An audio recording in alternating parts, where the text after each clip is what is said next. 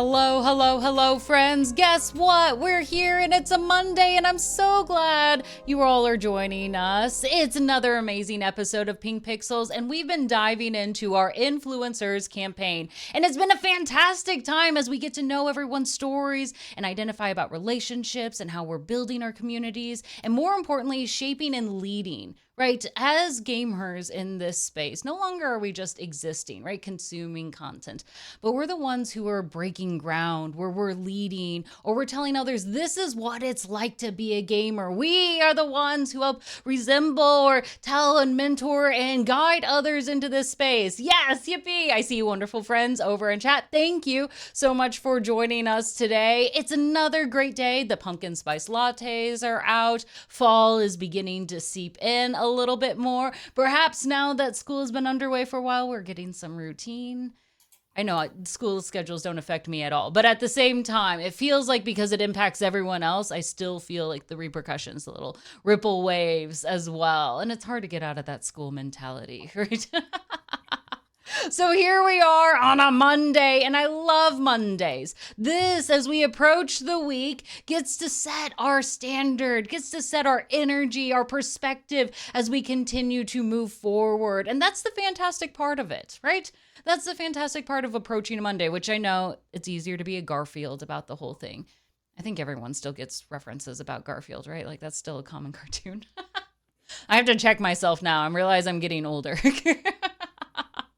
So here we are on our Monday, and we're going to push aside all of the stress, the hundreds of emails we've probably gotten, looking at our long to-do list, and we're going to take this moment to set ourselves. We're going to take this moment to think about how we're approaching this week. And I think we're doing a great first step in this by joining us this evening for Pink Pixels, because every time we come on our Monday nights, we come here, we come with open minds, we come with a willingness to want to support, cheer on, and listen. And that's the best part, that we come here to listen, to learn about the experiences of others in this space. And that enriches our own. So I want to thank you all for coming on over, coming on, joining us. And as always, we've got an amazing guest joining us this evening. So without further ado, and I already see some fans here in the chat, please be amazing and welcome the wonderful, the kind Natasha. Natasha, tell us a little bit about yourself. Hi, my name's Natasha. I'm actually a partnerships director for Gamer Advantage, and I'm a gamer just like everybody here. Uh, just a regular person here to talk to you guys. I love that. Regular person. It actually reminds me on Twitter, X, whatever we call it, for the longest time when I didn't care what was in my bio, I just said weird human, right? Like at the end of the day, here's who we are. Like we're gamers, we're people. Don't forget that part. Yeah, Do you ever? yeah, definitely. Yeah, do you ever? I mean, because you have a notable title. People would read that and be like, you are somebody in the industry. Do you ever feel like that ever overshadows the part where you're like, I just wanted to get to know people. I just wanted to game or. Are you talking about the partnerships director or the toxic part of my name? Because they're two different things. I'll let you answer it however you want. This is interesting to me. Yeah, I mean, so the partnerships director part, obviously, I didn't have that straight away, but I do think that part is intimidating. I've gotten a lot of people saying that they were too afraid to walk up to me because they felt I was intimidating. That's definitely not me. I'm actually very relaxed. I'm funny. I very toxic. So that goes into my name. When I play games, I rage. I'm a rager. I like to Yes. be good at everything that I play. And in turn, I happen to talk a lot of shit. So Yes. yeah, hence the name. Bring that energy, bring it and Yeah. share it all, right? We don't bottle this stuff up here. Yeah. I think it's funny when people are like, you're intimidating, right? Sort of thing. And you're like, no, I'm funny. Come talk to me. Do you see that a Yeah. lot more like in person, or do you just think people don't even bother to reach out to you at all? Like even connect on LinkedIn or follow you on Twitter? So I feel like online people, they're less, yeah, they're more open to like DMing me, right? I get a lot of Mm, messages. When I'm at a conference or a convention, it's yeah. completely different. They don't walk up to me. They feel like they're Oh, scared or intimidated of me, which it's so funny. It's so vice versa. Like if I were to jump on a voice call or a video call, yeah. I would have social anxiety. Yes. When I'm at a conference, for some reason, I have social anxiety, but you cannot tell whatsoever. So maybe like when they see Secrets. me at the conference, because I give off that vibe of like confidence because I'm so good at it. Mhm. Yeah, they like shun away and they're like, ah, Yeah. yeah, We can't I'm go up. too scared. We are Yeah, I not can't go up worthy, there. right? Yeah. But in all fairness, I did that to you. So I was at GCX. I was supposed to, I think in July, I was supposed to What? hop, yeah, I was supposed to hop on the show. I was at GCX. I think I Okay, was walking yes. down the hallway to enter in. You were to my left. I saw you. I recognized you from the picture when they like introed us, right? Yeah. And I was like, I should probably go walk up and introduce myself. You were talking to some people, and then I was like, I'm good. I could have shaken your hand. We could have hung I out. I know. would have I bought you know. a drink. Come on. You missed It's out all on a good. free drink. I know. I know. That's Listen, I'm okay. working on that side of me, It's you okay. know? Hey, I Yeah. get it, especially when it's so many people and it's intimidating to be like, "Can I interrupt their conversation? They seem really busy." And I do this is what I do in my head. I'm like, "No, no, no. They don't want to talk to me." Like I come up with every other excuse of like, "Oh, well, I'll just catch them later when they're less busy." Right? Or I'll follow up near the end or something along those lines and then I never do. Like I come up with every barrier possible. Literally. People Yeah. And intimidate even me. then, like, you could Yeah. say that in your head, like, I'll see her later, but like I know I'm not gonna like it's not gonna happen. But yeah, I was thinking that when I hopped on the show, I'm like, oh, that's so funny because I totally could have met her in person. I was like, like, We misconnections. This we'll make the yeah, promise now. Next year, GCX. We're gonna sit down. We're okay. day one. We're gonna plan it out. Okay. Sounds good. It'll be easier for us this way. We're just like, Yeah. we're gonna make it happen. That way we know we're both expecting it. Yeah, I'm good with that. But it seems like, especially because in conferences or conventions, most of the time, like that's your home. Like you Yeah. go to these all the time. And so at that end, for you, having that kind of intimidating presence probably does emanate a little bit more to those who are new to the space. And they're like, oh, do I get to go talk to her? Do you see that kind of funny song and dance where people like make eye contact with you and you're like, they know they want to come over, but they're not sure? Definitely. Yeah, definitely, but it's probably the same for you, right? Like, everybody walks up to you, like and it's nice once you get used to going to conventions, a lot of people are walking up to you, and then it's like, when you're the one that has to do the intros, it's a little different, and, like, I just Yes. yeah, That's yeah. true. Most people are looking over me. I'm short now. Yeah. People are literally like a head or I two guess I taller. didn't really notice that. How tall are you? I'm You like about 5'3"? 5. Yeah. Okay, alright, that's a good guess. Yeah, yeah, you're right about there. So basically anything, everything's above. How tall are you? 5'5", Oh yeah, you're definitely average. looking over my Right. head. Yeah, Yes. yeah. Easily, easily. Yes. But I think that's funny, right? Like people do this little song or dance. What's When people come up and talk to you, what is the least awkward way in which they can do this to be like, yeah, we just need to have a conversation. Stop being so weird about this. That's a good question. I mean, so a lot of it is just simply knowing who I am, and I feel like at a convention, you know people by face a lot of the time, and so, like, for me even, I'm like, I have to really think or sometimes I'll, like, pull out Twitter, right? And I'm, like, trying to figure out, like, what's their handle, right? Just simply, like, knowing my name, "Hey, you work at Gamer Advantage," that's the easiest way. Like Yeah, they've done a little bit of research yeah, beforehand. Like I know, yes, yes. And that's a smart way to do it, right? For con goers, like already have at least a little bit of a list to say, like, here's people I know I want to connect with, which really helps. I love on Twitter when people go like their name and then an arrow points to whatever con they're going to. Like, oh, now I know. That's what we need to do. That's yeah, smart. That's yeah, smart. It also makes me remember that people need to make sure they update their profile pictures so that way they actually literally, look like whatever they're in their picture yeah. for.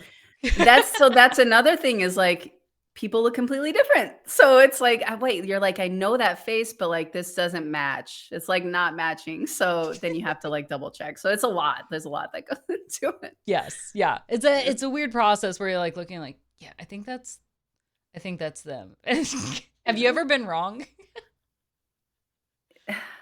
No, because Own it. You're like, that I am always there's right. a reason no, so I'm not.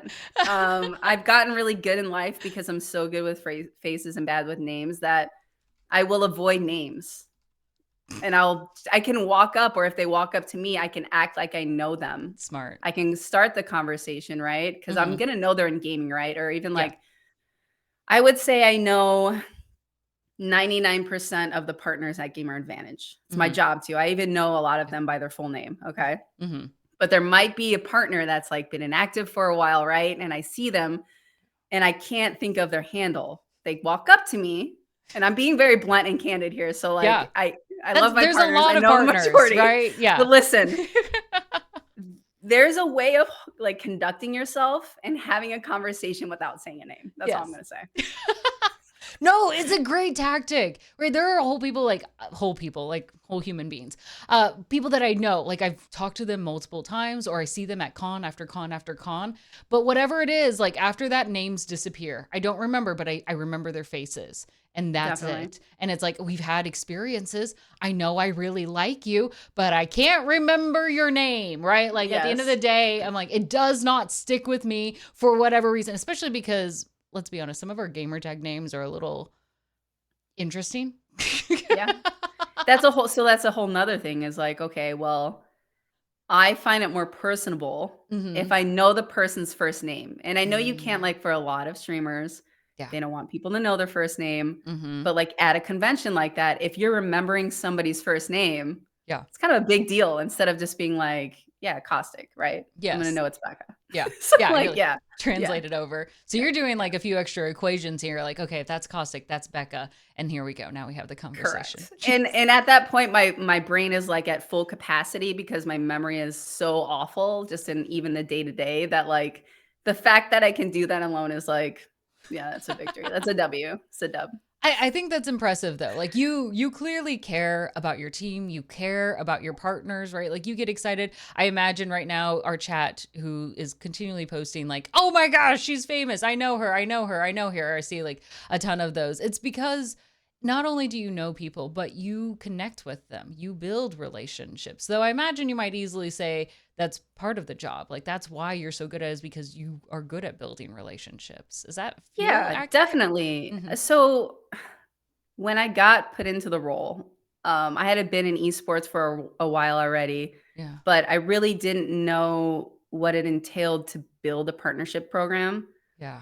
Obviously, when you're in esports, you learn to recruit off of talent. It's Mhm. just a different type of talent, right? Mhm. So you learn very quickly, like obviously, if somebody has a good camera, all of that fun stuff, of course. Right. But I built the program based off of people, and so when we first started, we didn't have a lot of money. So I went off of people's energy. And so, I made those personal connections with a lot of our early partners. And now a lot of them are pretty big at Yeah. this point, but I know them on such a personal level. And Yeah. in I guess I don't know how to say this, but like in the early starts of the relationship, maybe they had like 5 CCV or something like that. Not that that matters, Right. but Gamer Advantage as a whole was a startup at that time as well, and we both kind of built each other up, and it's interesting. So there is that personal touch and there is that family aspect because without that, you're just like every other company in the space. They're Ooh. just a number and you're just there to make money. And of course, like at the end of the day, every company needs ROI, of course, but Sure. yeah, it's not a community if it's just based off of that.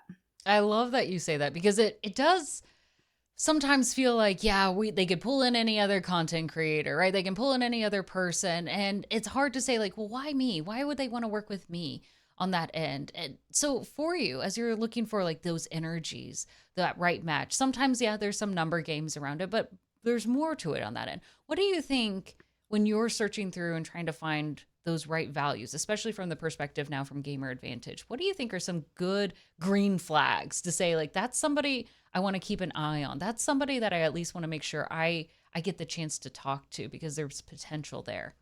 Sure. I mean, again, obviously, like the basics are simple. Like if somebody takes the time to have a good camera, the Mm, stream quality is good. yeah. The community is probably the biggest part. Mm, Even if you have a small community, if your community is constantly engaged and they're constantly there, then you know right off there's something special about that content creator. And even like the energy of the content creator, if they're consistently interacting with chat, if they're actually enjoying what they're doing hmm. and it's not forced, it's pretty much almost always that. Yes. Yeah. Where it seems like they're also about building relationships. Yes. Yes, definitely. Yeah. That seems to be of good alignment. Like as you're looking to build relationships and have a good rapport, they need to be able to demonstrate that same kind of skill set to say, like, I actually care about my community, right? Like they're not just Yeah. random people and they tune in like a TV show, but it's like we're here, we're gaming, we're building something here together. Yeah, definitely. I think that's fair. Now I know some of us are always wondering, though this may not always be the fun part, what are the red flags? Oh, We don't have to get too specific, you but had to get, I mean, we love a little bit, but we can keep it very broad, right? that's Like a there's hard some one. good things where we might say like if you're mean to people, if you're inciting fights like on Twitter, I feel like that's a little bit of like I'm going to hold my breath for a hot second to see like if you're if you're really I'm bringing some like, I don't positivity know. to this space. Yeah, that's a really rough one. I mean, you can tell Mhm. if somebody is negative in a stream pretty easily. And I'm not Yeah. talking about like toxicity, like I one of my streamers, I don't have a lot of time to watch streams anymore, but Lulu Lovely, Yeah. she's pretty much as toxic as I am, right? She's shitting on people, but like it's a difference in being a gamer and knowing to shit talk, right? Yeah. Yeah.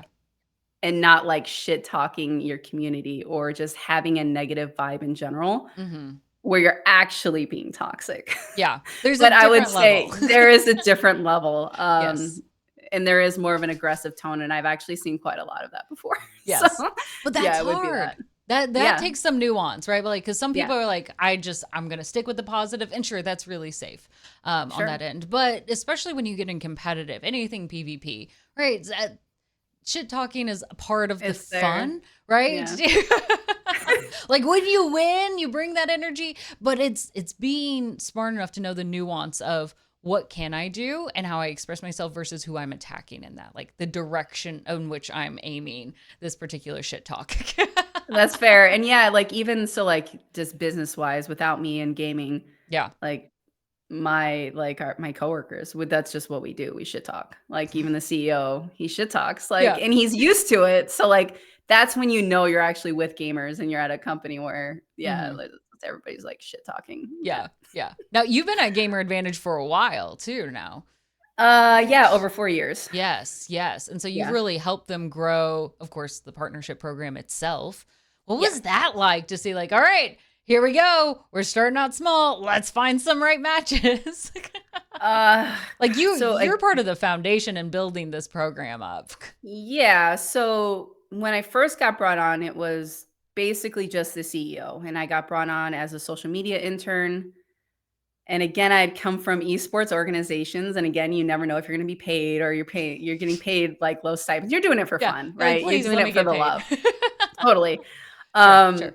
I ended up getting referred by somebody named Adam Antor, and he did collegiate esports. I think he was a director at that time. Hmm. And he referred me to Brian, which is the CEO of Gamer Advantage. And, so I got on an interview with him, and again, not like super hyped up, just like, Yeah. yeah, let's see what this is all about. I've never Yeah. worked for a company in the space. And then I ended up going to an actual building, which It is feels so his unheard of right now. his wife his wife's family owned an optical company based out of Metro Detroit, and they've been like doing optical lenses and frames for a long time via doctors' offices, and so Yeah. that's how the company started. And just being in a physical building, it's sad to like admit because I did have a career before this in finance, but Yeah. I was actually excited. I'm like, oh, okay, this is like kind of the real deal. Yes. And then he showed me the glasses, which again, I'm not a glasses wearer. Hmm. Okay. But when he showed me, this was pretty much what got me into it at this point was Let's see. I love sunglasses. So like, hopefully it Fair. focuses. Yeah. Yeah. Yeah. I love sunglasses. So he brought these out and he was like, look, magnetic polarized sun clip. Boom. And at that Sexy. point I was like Hot. sold. Yeah. I'm like, okay, I'll wear whatever you want me to wear. Uh, It's a pair of magnets that got you on yeah. board. Got it. Yeah, basically. So yeah, I did social media for a little bit, and then I had the opportunity to go to TwitchCon in 2019. After that, it was wildly successful. Hmm. We did great. Hmm. He was basically like, would you like to be the community manager, which consisted of social media and then building the partnerships program. And then it was, I'll be honest, it was uphill from there. Mixer was huge when I started. Yes. That's I'm That gonna is be honest right. here. It was like obviously content creators, you know, I would say helped Gamer Advantage get to where it is without a shadow of a doubt. Yeah. Our community 100% did. But without Mixer, Yeah. it was huge. And then even when Mixer fell, Yes. The collapse via and I tweet. don't toot my horn a lot here. I don't ever usually do that, but Do it. I went straight to Facebook gaming. Yeah. And when every other company was like shying away from it, and then Facebook gaming also kind of just catapulted it. Right. So It's yeah. I think they just let it it's slowly dying. Yeah. Oh, totally. Absolutely. No, they are not doing anything with that platform anymore Mhm. at all. No. Yeah. No. But that doesn't mean it's a bad thing, right? Like Mixer, I see, yeah, Fetter's like, I miss Mixer, right? Mixer was a place that really built up a lot of that community take. And there were a lot of Mixer streamers that had community with each other as well. And even though it was a slightly smaller pool compared to like what we'd see on YouTube, not necessarily the live YouTube part, but YouTube as a whole or Twitch, it was a very tight knit group. And so even though it wasn't like it's not still around, unfortunately, we miss the gifs in chat. Forgot It about that right? actually. Oh, that's all my chat ever talked about. Like, I wish we had the gifs in the chat Yeah. again. It was great for collabs, but it was a great incubator, right? And Facebook gaming, even like after Mixer fell, Facebook gaming became a great incubator again when you had that collection. I know it doesn't feel very long, but so much has happened in 4 years, right?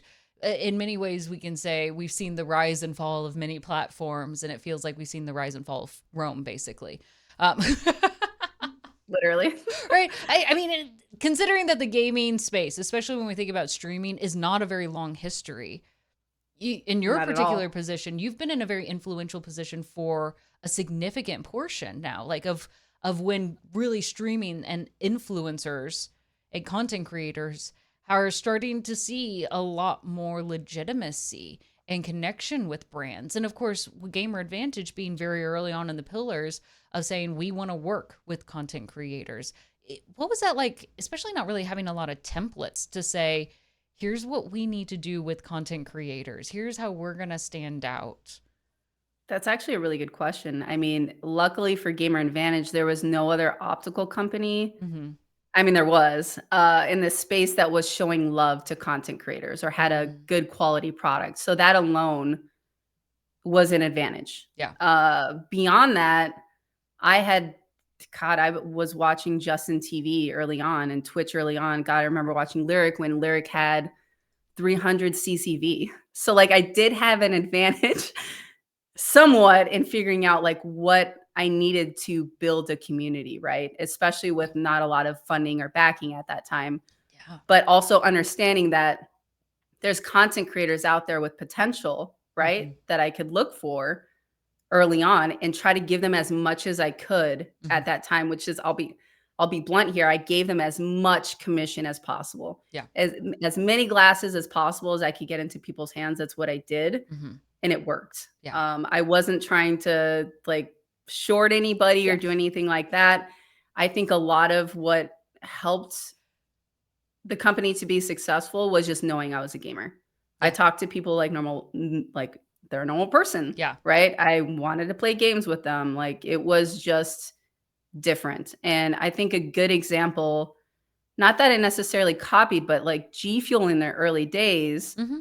they did it at a mass Yes. and they did it very early on. And they just got as many people as they could. Yeah. Like I remember the days where you couldn't go to any stream without seeing a damn G Fuel Yeah. panel. Yeah. Like, At least the or panel was like somebody with a exclamation G shaker. Fuel. Yeah.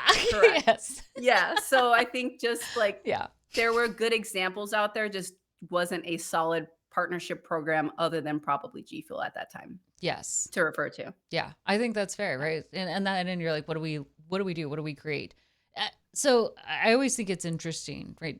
Most commonly, we see kind of three different types of engagements between companies and content creators. So like there's the affiliate, there's a partnership, and there's a sponsorship, right? Correct. On that end. Just so for clarity of language, affiliate, kind of walk us through like, especially because I think a lot of viewers don't understand what their content creators are getting themselves into. Like when they say like they're affiliate, what does it mean that they're an affiliate? So this is a tricky one because I feel like everybody has a different definition to this. I was Okay? looking, I was gathering like everyone has very different Everybody. standards and tiers for affiliates. I'm like, there's nothing the same across the board for any company. Correct. So like, okay, so for an affiliate, and again, at Gamer Advantages, we just call them partners, right? It's Right. just they're but okay, so affiliates essentially, in my personal opinion, Yes. usually don't get product or get like a discount Mm-hmm. and then they get like a commission. Yeah. All right.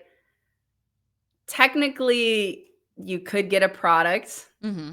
and a commission and still be an affiliate in this space. And that's Yeah. fine. Mm-hmm. Like, obviously, a partnership, I feel like, is more like you're getting more things, right? You're getting more from the relationship. You're getting product, you're getting constant support, Mm-hmm. whatever that may look like, whether it's like you know, gifting subs in somebody's channel. There's a lot of ways to support content creators, right? Yeah. You are getting the commission. I feel like even then, a small stipend still available. You Yeah. could that's still technically a partnership, Right. Yeah. okay? And or you're paying for the content that they're creating for you because you can request content from your partners, right? Mm-hmm. Sponsorship, I feel like is the bigger deal. Like Yes. you're typically paying hundreds, thousands of dollars with specific deliverables of, hey, this is what you need to do on stream. Mm-hmm. I'm usually not crazy about those things. Yeah. But that's where contracts come to play and, X amounts of shout outs and ad integrations and all that fun stuff that are just, yeah, it's just business. Mm-hmm. And thankfully, at least with us, as long as there's not a talent agency involved, Yeah. you're still able to have that relationship with our partnership managers, even with myself, even in the early days. I was pretty much always in the partner streams. So Mm-hmm. you just building that relationship that way. And it's not even like building the relationship. Like I actually just really enjoyed being in the stream. Yeah. Everybody Well, knew who I you was. brought them in for a reason too. It's like, Correct. I like you. I want to Yeah. be here and support you. Yeah. Yeah. But again, it's just such a complicated question because everybody has a different opinion on this. So, I mean, yeah. No, and I'm glad you acknowledge that because I think a lot of content creators that are, especially newer ones that are hopping into the space for the first time, they're like, I don't know what this means, or what do I get out of this, or should I be asking for this, or what's a good deal? Because even like some affiliate programs, I look at those, I'm like, that seems more like an MLM, right? Like, Oh yeah. Oh yeah. There's a lot where like there's even programs early in the space where you Mhm. have to get a certain amount of sales to get the product. And it's like, Yes. well, you're not really partnered with them at that point. You're just, yeah, it's just, I don't know. I've Hmm. never been for that. You should at least get something initially for that. Yes, I had been talking to a few, not Respawn. They were kind enough. They just sent me this chair, I guess, in full disclosure. Same, Yeah, same. and I was like, we have the same one, don't We we? do. Yeah, yeah. um, there was a different company, and they're like, after you sell 12 of them, we'll send you a chair. And I was like, 12? Your That's a chairs lot. are a couple. I mean, we're talking about like 800 up to $1,000 range. I gotta sell 12 of those, and then I'll get one. I'm like, Yeah, and even then, like with our glasses, they start at $100, and some yeah, of them with prescription can be up to like $200. So like, yes. it's not that far off, and that's not, in my opinion, that's not necessary. Like, Mm-hmm. if you're not willing, and the cost of the chair, I can imagine that would be like what, $50 or less. Yeah, Let's yeah, be real here, yeah, like, yeah, probably $50 or less, yeah. and The actual they're asking material. you, yeah, yeah, They yeah. don't want to talk about that, okay? No, they don't. but that's the hard part, and it is true. Like, and the other part I like that you mentioned is where there's some bleed through, right? For some affiliates, you can get kickbacks, right? Or like some commission from it. Sometimes you get products for some affiliates, Sure. and then it starts looking a little bit more like a partnership, right? It's more, instead of categories, more like a spectrum, right? It Yeah, feels like of yeah, where it definitely. is. And depending on the company, right, and the type of deal or what they can offer, like that conversation and how much input and what you get out of it, what both parties get out of it, I think can really be a sliding scale in that process. Definitely, and again, like, being in part of certain partnership programs, you have the opportunity to potentially Hmm. even just have their relationship with larger streamers. So like I do a lot of events, so that can happen. Even then, like smaller streamers have the opportunity. I do like a holiday campaign. All Mm-hmm. right. It's not based all on sales. Yeah. If you're even active at all, a lot of the time I will just provide our partners with like swag or like, Yeah. hey, here's a gift card. Here's like $100 to your PayPal. Yeah. All of that stuff matters because people feel like they're actually appreciated and they should feel like they're a part of the community. Mm-hmm. And I think just a lot of that is missing, like noticing people actually talking about your company and Mm-hmm. being appreciative of that, I think is kind of missed in this space. I think that's such a good point because at the end of the day, what I'm hearing from you is you want it to be authentic, right? Like it's not just this transactional process of like you talk about things and then we give you the codes, right? But that you care, you want them to succeed, you want them to feel seen in this space. And so wherever you can to support them, you try to advocate and push for it. Sometimes it's just checking in or dropping by their stream. Sometimes, like I see already some people typing in chat, like, we love the holiday campaigns. The GA holiday campaign is my favorite, right? But it's those opportunities when you get there. Okay, yeah, Marty said, I cried when I got my partnership hoodie, even though I'm a smaller Yeah. partner. But that's so important, right? When we see all levels. And I don't, is the term micro influencer still common, or do we just go content creator across the board? I feel like I've been I a little say out of the content marketing creator space a across the while. board. I mean, unless I'm joining a webinar Yeah. with people outside of this space, Yeah. like regular influencer marketing, yeah, they do Yeah. micro, macro, all of that fun stuff. But Yeah. like, yeah, just content creators in general. Yeah. Mm-hmm. Yeah. Okay. Fair. Yeah. It's like, Yeah. is this an old thing? Am I dating myself? Yeah. But yeah, no, to touch on what you said, Mm-hmm. the authenticity, it's true. And I've only maybe had like an occasion or two where a partner stepped down, and it's usually not anything I did. Yeah. And a lot of this is like not trauma dumping here, but like worrying about if I did something, right? And so Mm, like I get a message and I immediately I care so much. And I'm like, well, what happened? yeah. Right? Yeah. What could we have done better? Mm-hmm. And I do feel like a lot of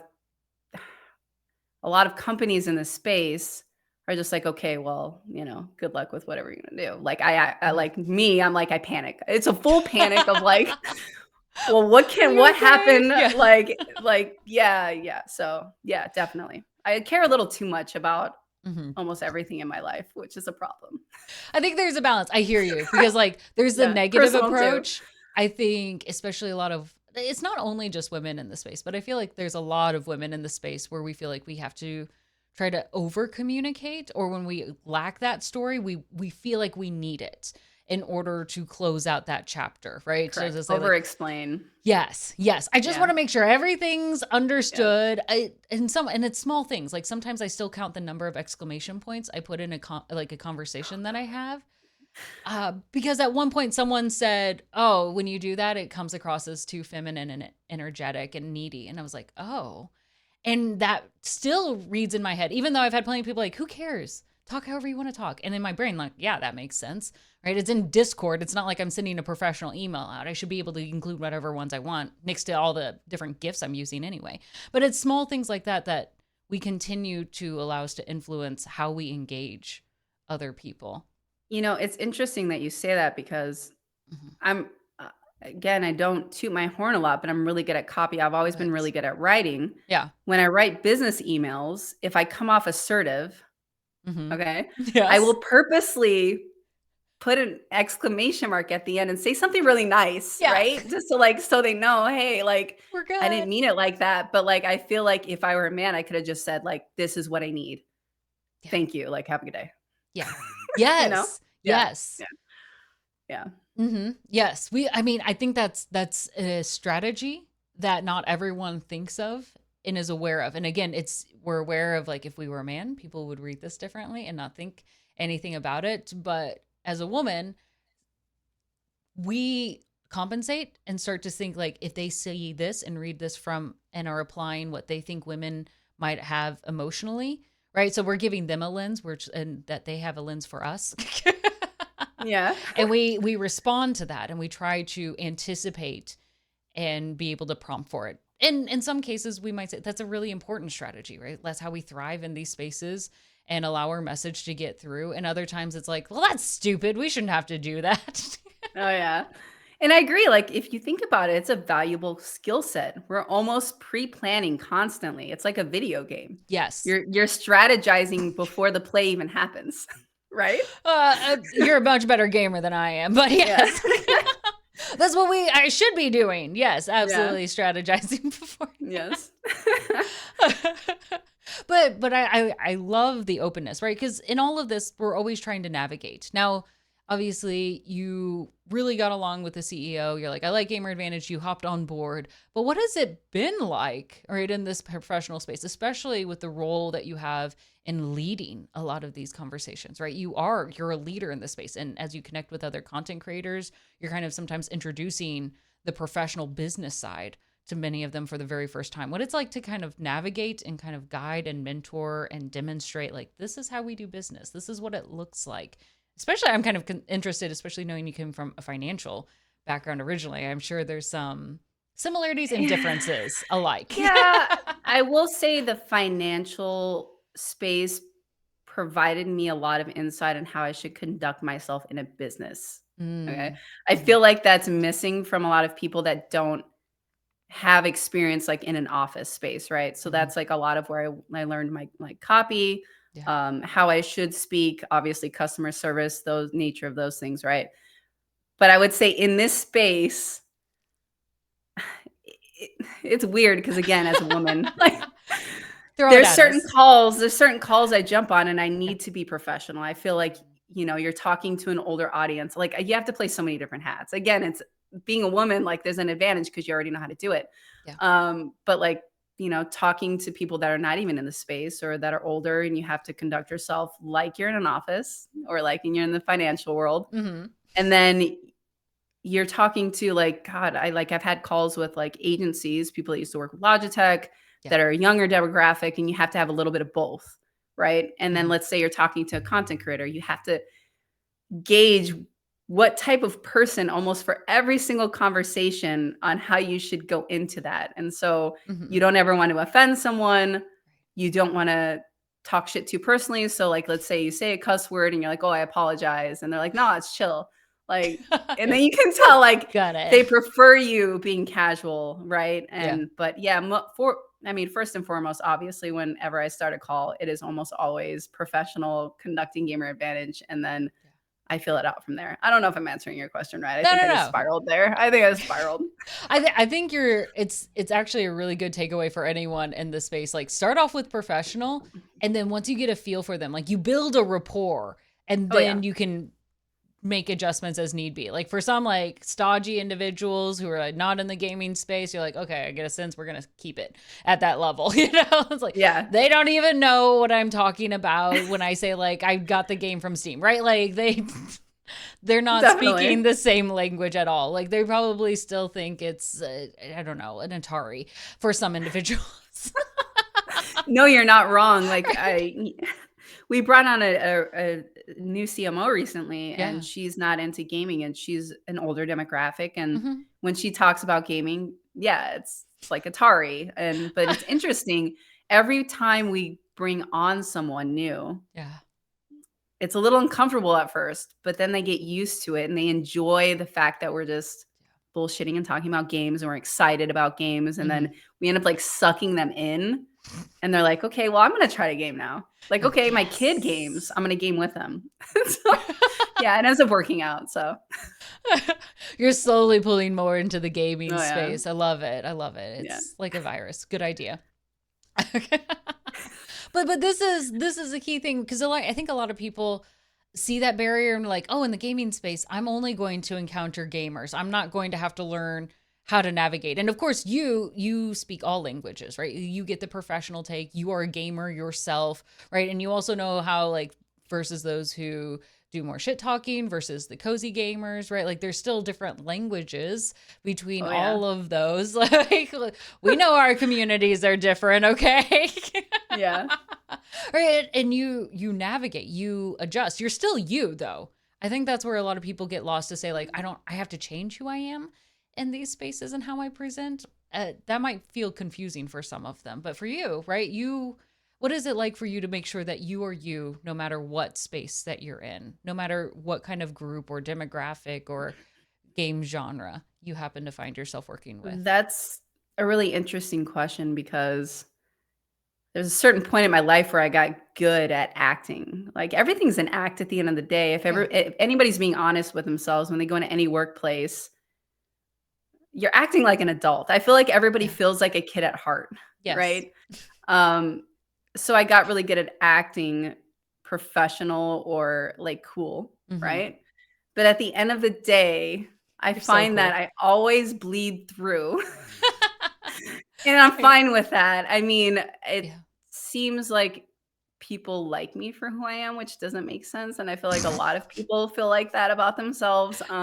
Surprise, you're Yeah, likable, Natasha. I don't know if eh, you knew this. I don't I don't know. I mean, being kind of like I always felt like I was kind of a bro, Yeah. right? But I'm a girl bro, and Hmm. I feel like the gaming space fits who I am better Yeah. than when I worked at a bank or, like, let's say friends I used to have, right, that are really girly. Hmm. Everybody in the gaming space is usually pretty accepting of, like, pretty much everyone, Yeah. and you're allowed to finally be a bro because I've always been kind of a bro. I've always Yeah. played video games. I used to play with my brother. We used to talk shit. And now I'm in an environment where it's safer to be who I am. But at Mm. the end of the day, yeah, I always bleed out I love that. no I love matter it. what I do. Be the bro. Everyone can be a Yeah. bro if you want to be a bro. But that's why we love the gaming space at the end of the day, right? That's the ideal that we're all working towards is like anybody can game, you can be whoever you want, you can game however you want, and here we are and we can have a happy good old time. Definitely, yeah. Now, I know we've kind of started picking up pieces. I want to lay these down and get a clearer picture. So, you started in finance, moved into esports, social media intern, community, like walk Yeah, I'm me all over the through this place. timeline, right? Cuz it's unusual and a lot of people are like, how do I follow in Natasha's footsteps, right? And we can acknowledge like the industry keeps changing. What worked for us when we were in our space could be different. But what was your journey?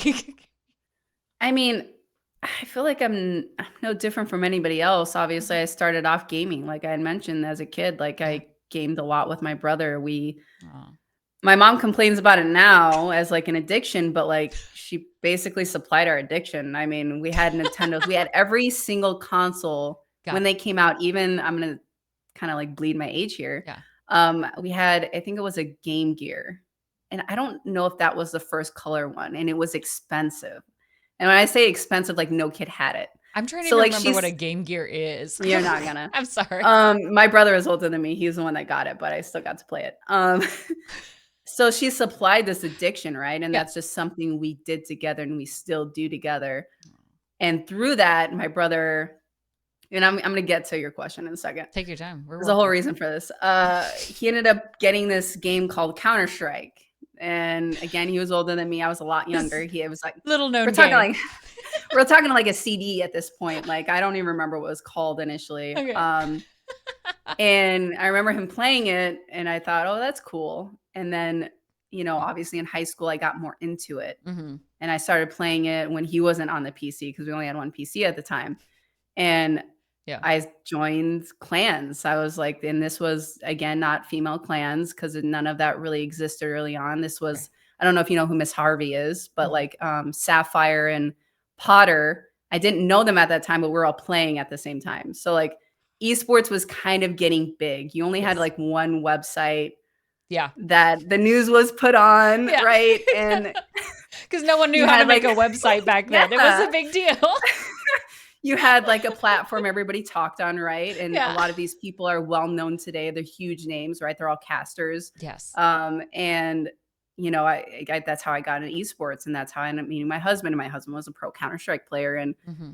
he ended up playing later on after I had had my son. And I was still kind of playing casually. I played some PUBG at the time, but he was getting serious back into playing Counter Strike. Yeah.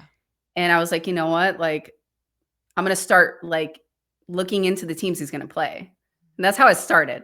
So like I would and it's kind of unnecessary. I'm just really competitive and I don't like to lose. And through You? him, I didn't want to No. lose So I would study the teams he was gonna play, and Mhm. so I would watch VODs, or I'd go to the streams and watch VODs to see, like, what they're practicing. Yeah. I just did what I could, okay? And so I would let them know, like, "Hey, this is what they're, like, doing," and so, Mhm. again, esports orgs would pick up those, and I was like, "Hey, I wonder if, like, he could get an esports org," and then they started reaching out to him, and I was like, "Wow, this is really interesting. This is, like, an interesting space to be in." Yeah.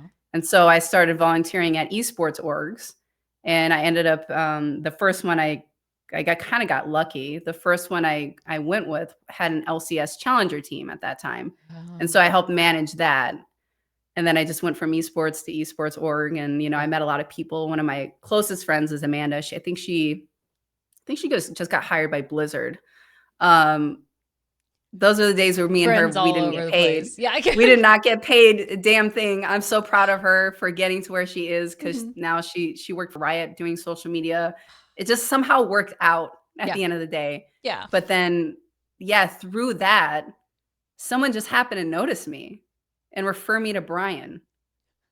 And then again, through Gamer Advantage, Mhm. it's hard to explain because you just keep going, right? Yes. If you have the opportunity to do so, because obviously you need money and you need, Right. like, you have to work a real job. Yeah.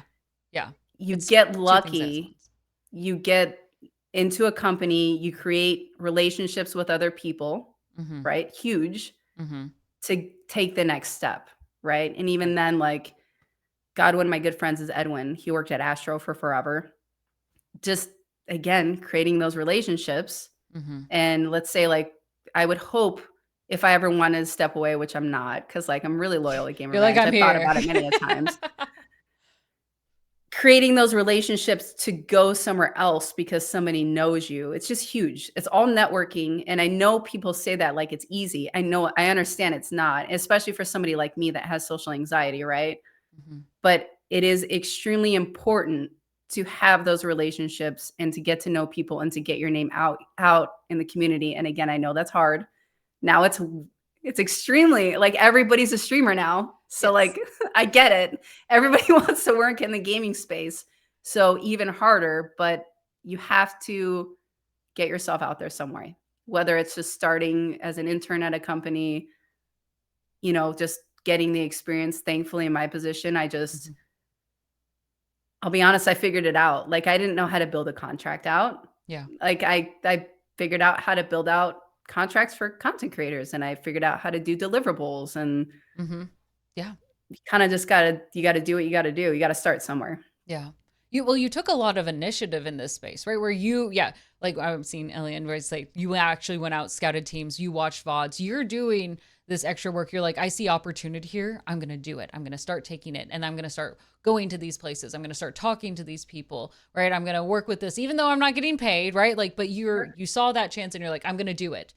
And I also appreciate you tagging to say like you had to work at the same time, because I think a lot of people, and I get it. Like there's a desire to want to go full in and fully commit. And I'm sure it is a lot faster if you can do it full time and only focus on that. But for a lot of us, we have to be able to, pay for bills and Yeah, definitely. the ability to go to these events that we're volunteering or interning with at the same time if the company doesn't cover that. Yeah, so your honest approach on this is very good, but I love that you really emphasized how much you put into this space. Right? You didn't wait for anything to fall into your lap or just like somebody's going to notice me, right?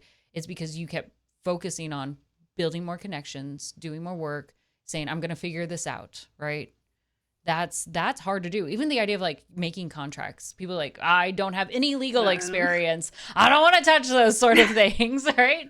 At the end of well, the day, you're like, we at do. least now you have AI. Yes. I didn't have AI at that point. My legal Yeah, instructor would yeah, be like, "Don't do that." yeah, but these are tools, right? That gives us at least starts into places. There's so much yeah, where people are like, I don't know how to do this, but that shouldn't be the barrier. You can sure. recognize that you don't know, but then where are you going from there? Absolutely. Hmm. So people now getting into this area, right? Like you're in a position where you see people wanting to hop into interns, joining Gamer Advantage. knowing where you are now, what are things that you're like, keep this in mind? This is something you need to do. This is something that is going to get you seen. Even if it comes to like building relationships, right? You emphasize that multiple times.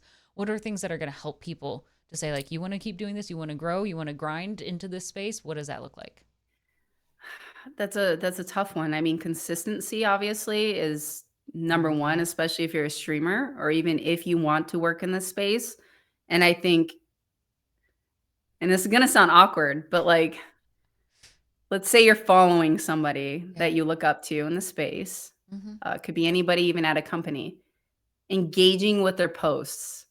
And I know that seems silly, but if you do it consistently, you can't ignore that person. No. And then you get to know their name, you get curious about them. I've had this happen.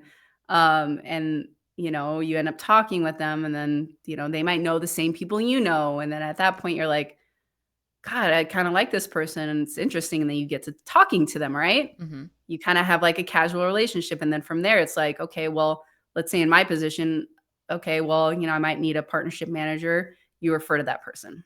And you're like, this person might be a good fit. I know they're interested in working in the industry.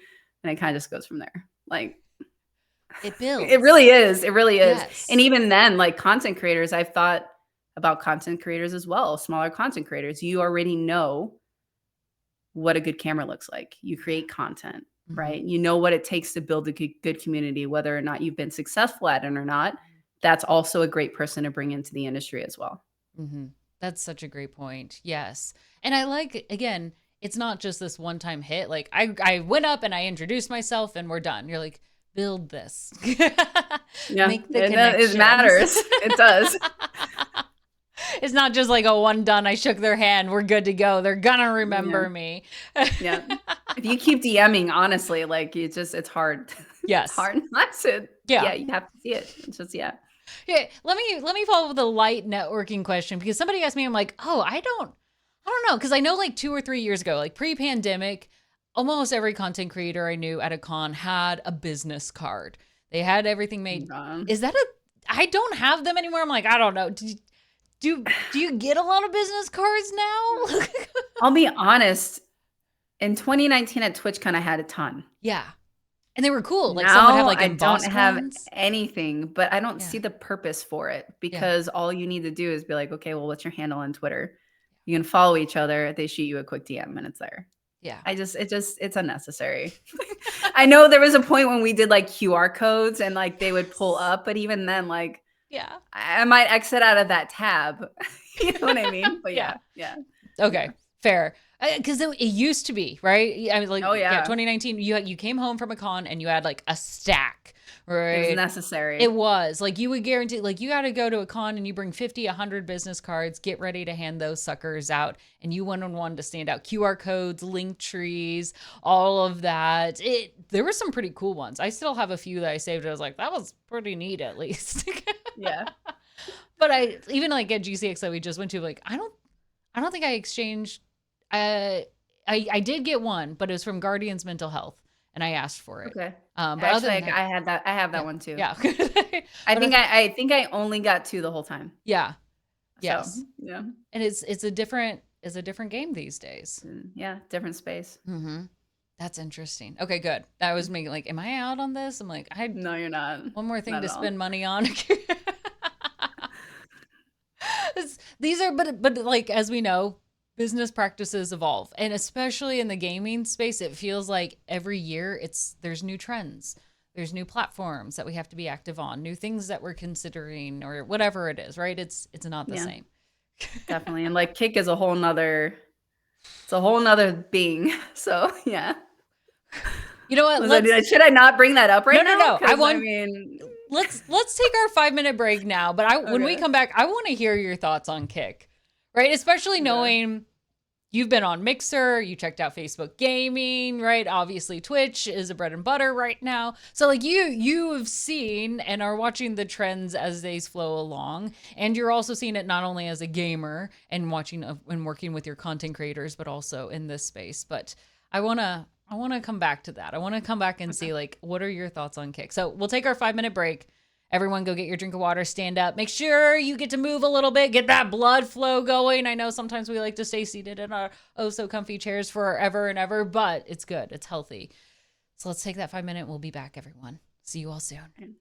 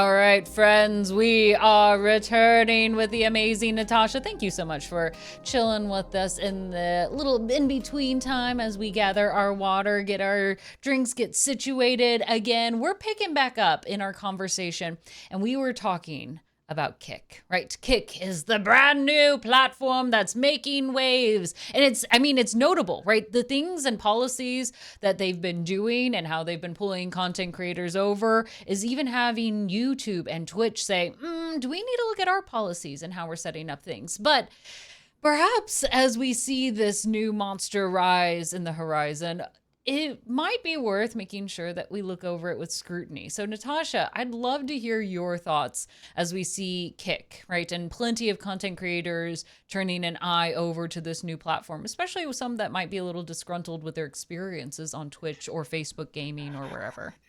Yeah, I feel like we can go on the controversial side in a minute, but yeah, so when Kick was first announced, I got to be honest, I was extremely I had my concerns. I mean, a 95-5 split, fantastic, right?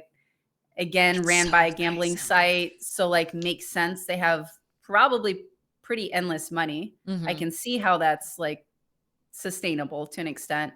And even if it wasn't, even if they wanted to profit at a certain point, God, 90-10, even 85-15, I don't see anybody ever coming close, going away from the platform unless there's the controversial side. But even then, if you look at like them partnering like content creators, right? Yeah. For decent salaries, again, I could completely see it as a gambling site.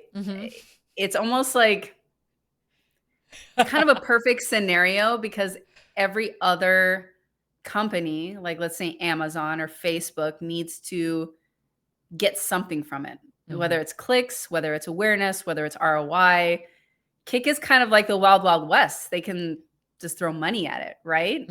And be the next big thing. And it's their own gamble, right? I'm a little envious. I'm a little envious because running that partnership program, probably pretty fun because you could just do whatever you want with it as long as you have a good eye for talent. You got to feel like Santa Claus, right? Like at a certain degree, like, come on over. Let's make your dreams come true. Full-time content creator, got you covered, right? But at the same time, obviously a lot of people are making good money on it, but then there's envy around it because people are getting partnered for salaries. So then it causes clashes of like, well, this person got partnered. Why did they get partnered? Many reasons, right? You could know somebody, right? They could see potential there. It's all really interesting. I feel like there's always something new happening on Kick, especially with what happened the other day. Oh, I'm out of the loop on this end. Wait, what happened the other day? Yes, I'm sorry. I have not been on Twitter for, oh God. Like, I was prepared for you to bring this up. Like the Ice Poseidon, like, you know, Ice Poseidon is, right? Pretend, yes. Toxic, I mean. Yeah, yes. Pretend I am very well informed, but just in case.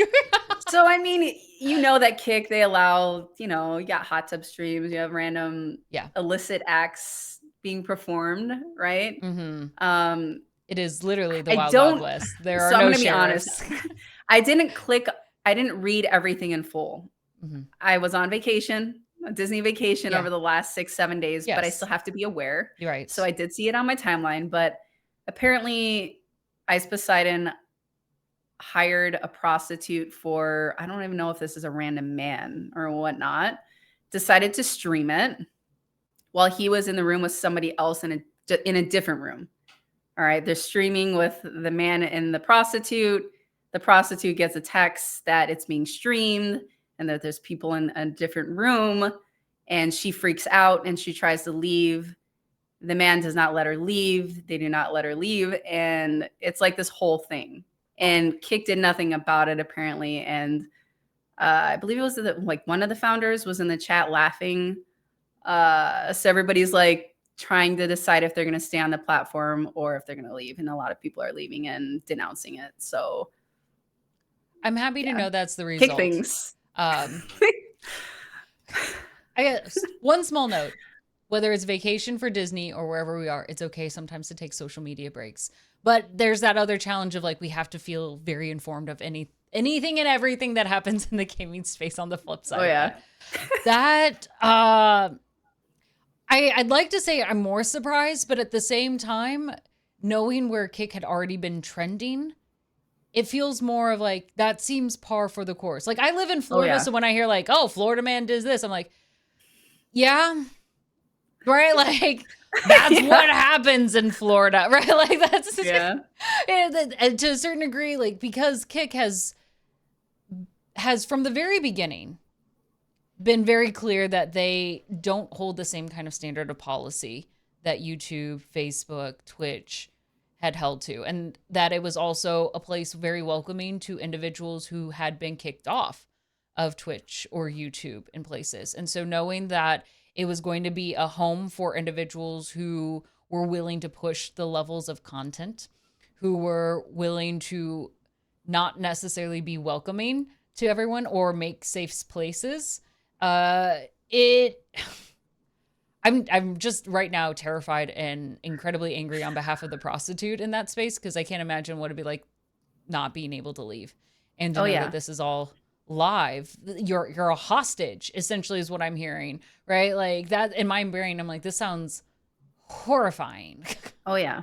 And Oh, yeah. for somebody on their leadership level to be there not just watching it and not do anything but to actively partake in it, right? By being active in the chat and laughing.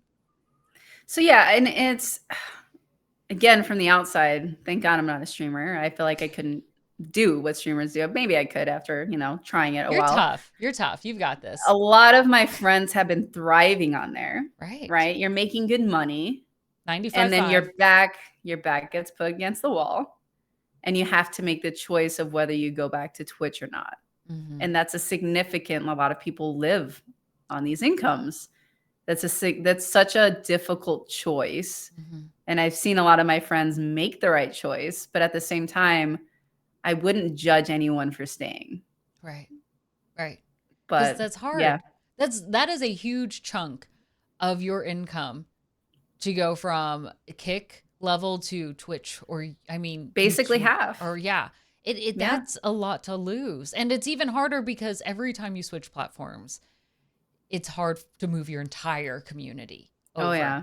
Right. It never works out seamlessly. I've seen it done from Facebook to Twitch to Mixer to Facebook. Yeah.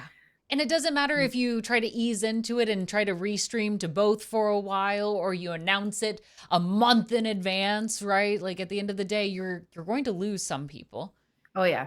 And you're already going to get cut in your income and you're going to lose that income from other subs on that end. And now you have to rebuild on a whole new platform on top of it. That's difficult. And it's just so interesting because Kick, they don't have to hold the same standards. They're not owned by a company that is scrutinized like Google or Amazon, right? Or Facebook.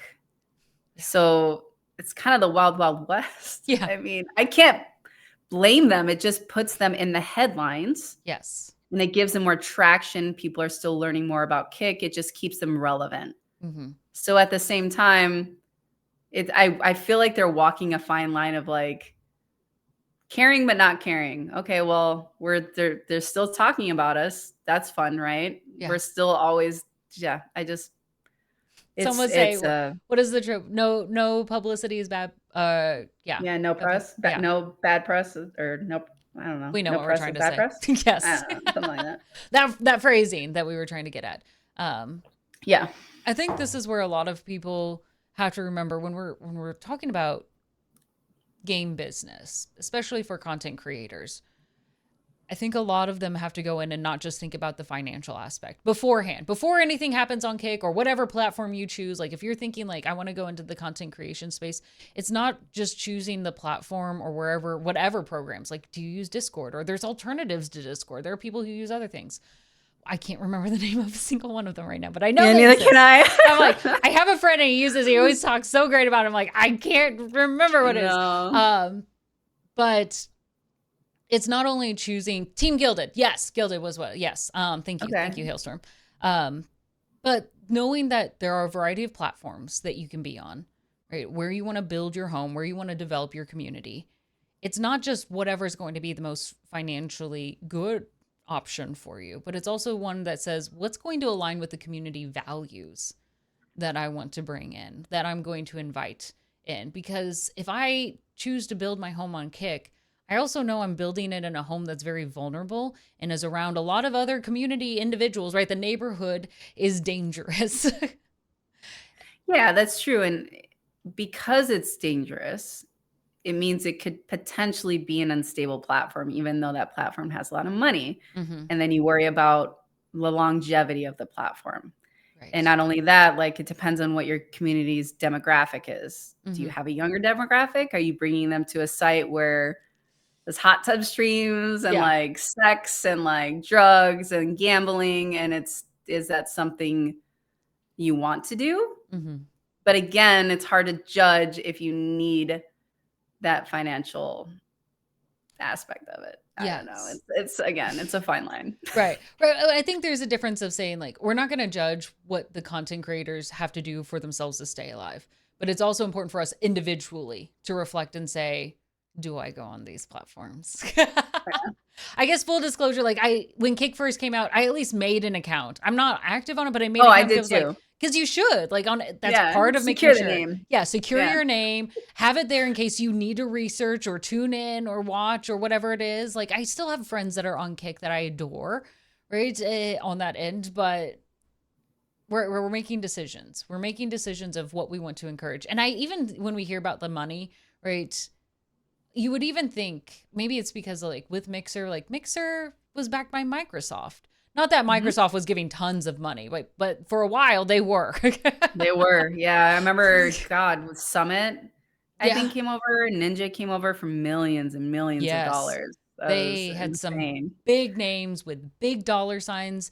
And there was a while for a lot of even mid-tier content creators, like as long as you were partnered, you were getting like double or triple sometimes what Yeah. subs were cost. Like that's when a lot of content creators that I knew for the first time that were going full time, right? Because Right. Mixer made it possible on that end. And that's same could be said for Facebook. Facebook was paying people to come over. And they Yes. all do that initially. And Yes. so you could kind of say the same thing for Kick with that Mm-hmm. partner program. Not saying it's going to follow the same track record because definitely Right. it's possible. And again, competition is good. Yes. I feel like Twitch needs that competition. Is Amazon losing sleep over it? I can promise you probably not. Yeah. They make so much money. That's just inconsequential at this point. I mean, at worst case scenario, I think in our mind is that Amazon may look at Twitch and be like, we might sell you off, right? Like maybe you're not worth it on this end, which competition is very good. Kick, at least with their 95.5, made Twitch think, do we need to revisit ours? Yeah. What that ends up looking like is important because I look at the 95.5 and if it weren't backed by a gambling company, I would say, I don't know how Kick is staying afloat on that end. I agree. Like that's not sustainable. That's not a reasonable deal at the end of the day. Correct. Because if you think about it, like, let's look at Twitch. I mean, the operational expenses, there is expenses to just AWS hosting the site, Yes. the people like maintaining it, customer support. I don't know how true this is because I'm not a Twitch partner, but like having a partnership person to speak to, Right. there's a lot that goes into it and there's a cost to that. Mm-hmm. I just don't know what those costs look like. Yeah. Yeah. But we know they've got a team. We know that there's the technical aspect and just even the basics of running any business, right? Not unique to gaming. It's like there's certain upkeep and they want to make sure that they have a happy team. They want to make sure they have a team that's paid competitively, right? On that end. So they've got to think smart about this. And so when I hear the 95.5, I think that sounds like a distraction.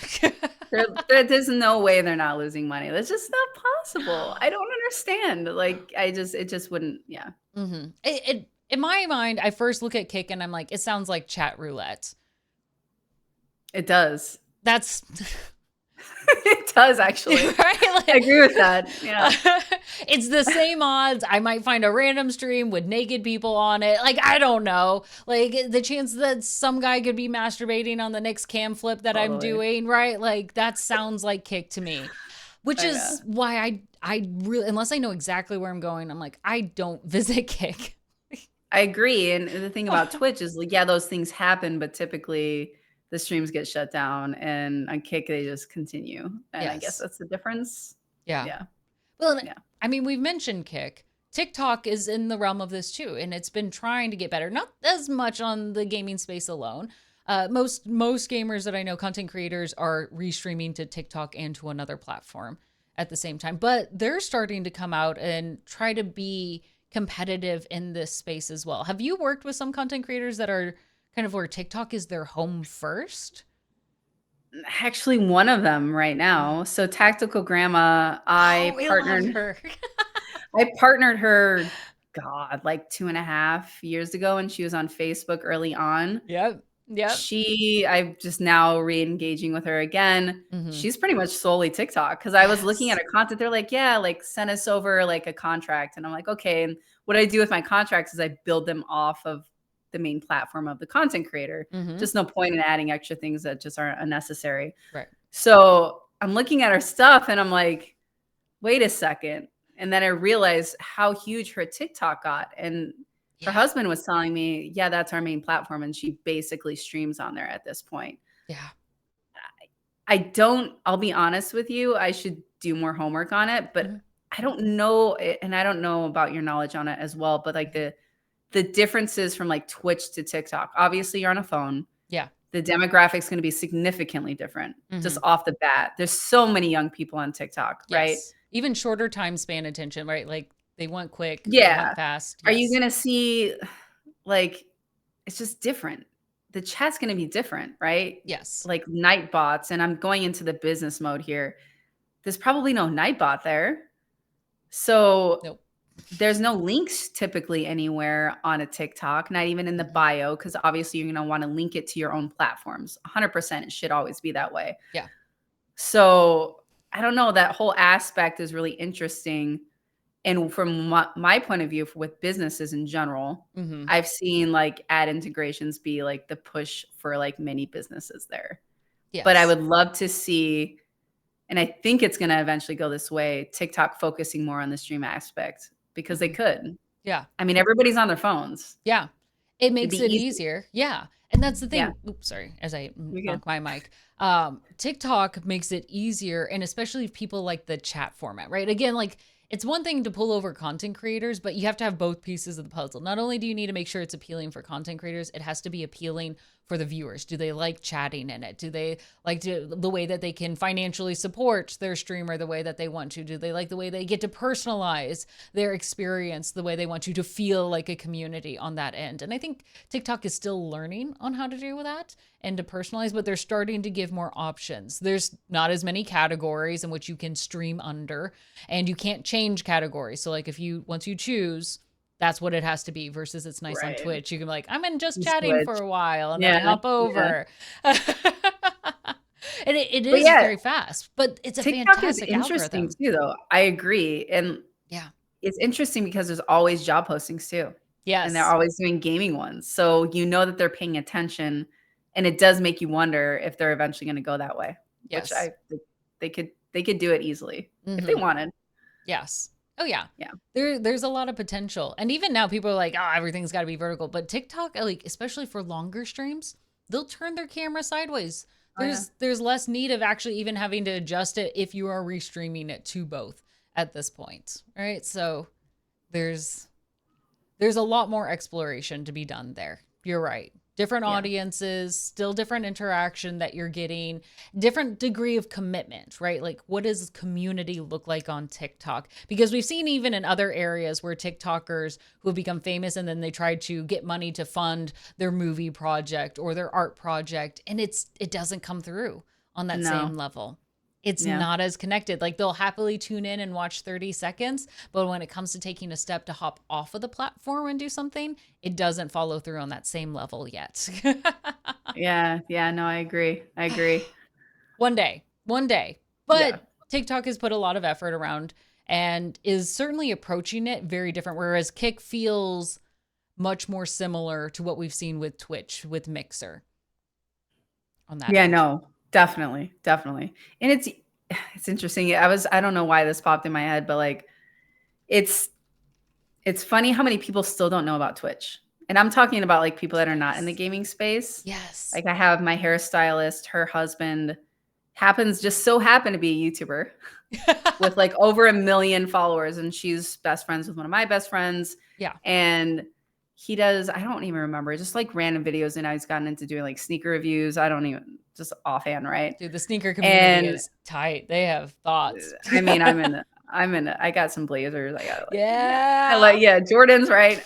But I mentioned to her because she was like, "Oh yeah, what do you do?" And so I was talking about my job, and I'm like, I specialize in like gaming content creators. I do go outside of that, obviously, but that's like the core of the brand. Mm-hmm. And I mentioned Twitch, and she was like, "What's that?" And I just thought it was so interesting because like you have such a big content creator as a boyfriend, Yeah. like you have no idea what Twitch is, and I feel like I know YouTube existed and I understand that's where a lot of the content started. Mm-hmm. But then to me, then it was Twitch. Yes. So it's hard to wrap my head around that you wouldn't know literally the biggest streaming platform Right. like ever, Like, come on. potentially. Which Yeah. I'll be honest, by that logic, that was the only reason why I considered Facebook gaming for a hot second, because I thought everybody has heard of Facebook.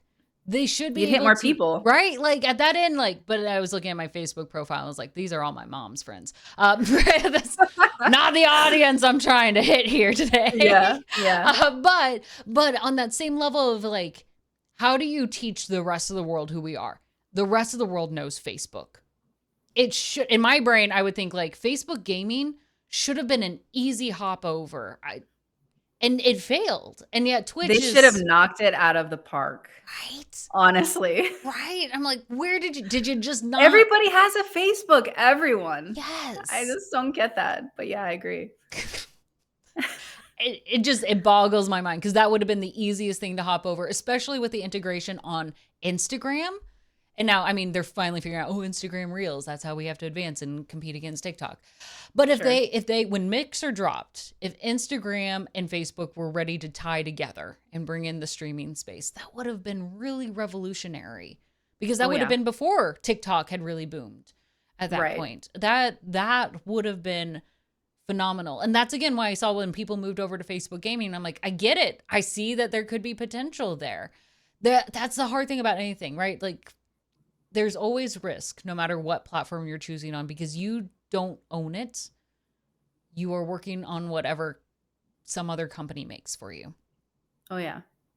But to touch a little bit on that, Facebook allowed a whole set of people to learn about gaming. And somehow that got missed. And like so I'm going to ask you a question. How is it for you with like your family and friends that people that are not in gaming and you tell them what you do?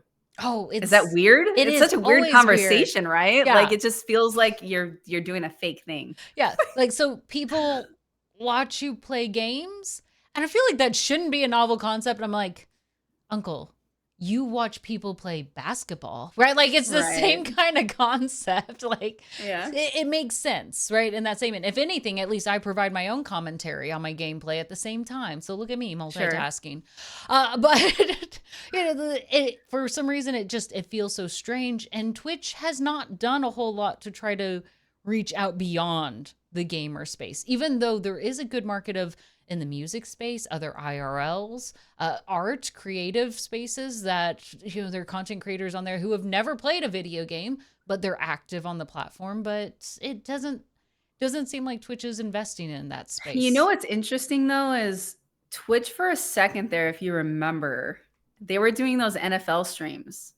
And you saw content creators on the Super Bowl and on like actual NFL shows, and then that just fell off. Yes. Because obviously they found no success in it and they were just like, we're good. That was fun for a minute. Yeah. Yeah. It's hard.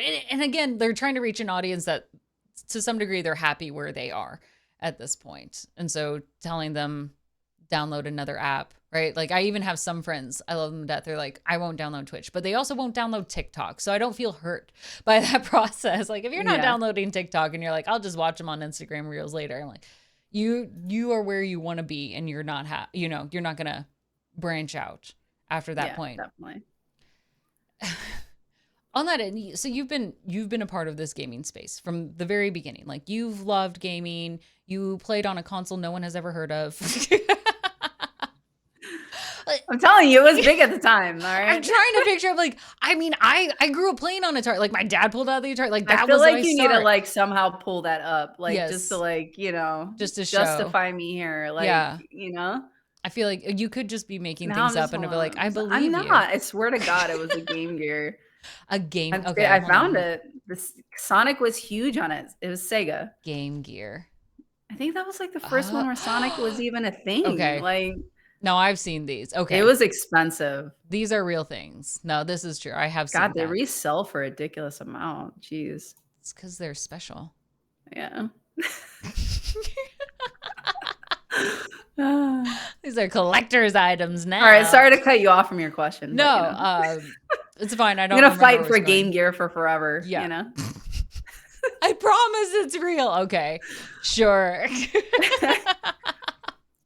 No, it's fair. All right, but the point being, like, you've seen this and you've seen gaming grow. Like, you've seen it start to become more inclusive to others, not just target, teenage boys on this end. And you've also seen it start to broach more into pop culture, like even to see like Witcher, Arcane, right, to become massive TV shows, and people are like, oh, these are actually video games, right? What has been your take to kind of watch this evolution? I'm going to make this a two-parter. One, on the reflection of what has happened in the growth. And the next part of it is where you want to see it or where you think it will continue to grow. It's a good question. I mean, when I was growing up, playing video games wasn't cool. Only boys did it. Yeah. Especially not in high school or in middle school. Like, if you're playing video games or if you like comics or anything like that, you're just a straight up geek. And now it's like everybody wants to do it. Yes. Like, it's you're the not cool collecting thing to do. comics. It's ridiculous. But in regards to pop culture, it's so different now. I remember being a kid in like the first Mortal Kombat movie. Horrible. Yeah, absolutely but we loved horrible. It. Eileen, I loved it. Like, see, there was a Super Mario movie. Oh, like, yes. The worst looking we're talking Goombas. like awful stuff that, like, yes, we enjoyed at the time, right? But failed miserably in theaters, as it should, because they were real it was horrible. Okay. Not even good storyline. We're not going to pay attention to the no. Yes. But then now seeing those things, and again, Teenage Mutant Ninja Turtles, a classic, but I don't think it was like what everything is now. So like comics, like now we have a Sonic the Hedgehog movie that like everybody loves, right? Yes. Everything's literally what it should have been then, and it's just made so much cooler now, and it's so interesting. I remember seeing, what was the movie with Ryan Reynolds where I think he was in a video game. Or I think it might have been Something Guy. Yeah. All right. So that one is the NPC. I didn't know what. So I went in, I sat there, and I'm working in gaming at this point, and I work with content creators. Free Guy. This is going to be irrelevant. Yeah. Thank you. I'm sitting there, and then all of a sudden, I think it was it Ninja and Pokemon? I'm not sure who was in it. It like cuts to the streamers, and I'm like, wait a second. This is coming together. It's coming together. It's so big that like, and it's funny because like I'm going to complain a little bit here, but it like bleeds into my life. Yes. So now it's my work, right? It's my hobby and it's my work, and I can't get away from it. And so I'm annoyed in that moment. I'm like, come on, like, right? Yes. But at the same time, I'm appreciating it because it's like, look where we are now. Because I mean, God, esports even. Like I mentioned, my husband was a pro gamer. My brother even went to, lands in Texas. I forget, I'm blanking on the name of it right now. And it was the only LAN. Halo was played there. Counter-Strike was played there. And now that was the LAN of the year. Yeah. And now it's streamed to millions and millions of people. And it's weird to see because it was a hobby that was shunned. Yes. Right? You can't play video games. Oh, you're super good. You're a pro player at video games. At that time, in my age, it didn't matter. Your parents wanted you to go to college. They wanted you to get a real job. You certainly weren't getting a salary from it, right? Like, maybe some prize dollars, but like nothing. But now, full-time. like the pros that stayed consistent they're making a lot of money being casters and analysts and like observers. And it's this whole career now. You're able to work at Riot because you've been in the industry for so long. Everybody knows each other. Yeah. And it's just so different. And it's cool to see because it is everywhere and you cannot get away from it. I love it. You cannot get away from it. It made me think of the time I used to watch Masked Singer, and then Ninja was on it, and I was like, "What?" And like the judges were like, "Yeah, we know who you are." Like they were nowhere near how close. And isn't it so weird to see? Like I remember when he played H1Z1. Yeah, and he was like so small. Yes. He was so small, and then all of a sudden it was just like everything just exploded. Just 1 year, I don't even remember what year it was. It was just insane. Yes, it became a whole new world.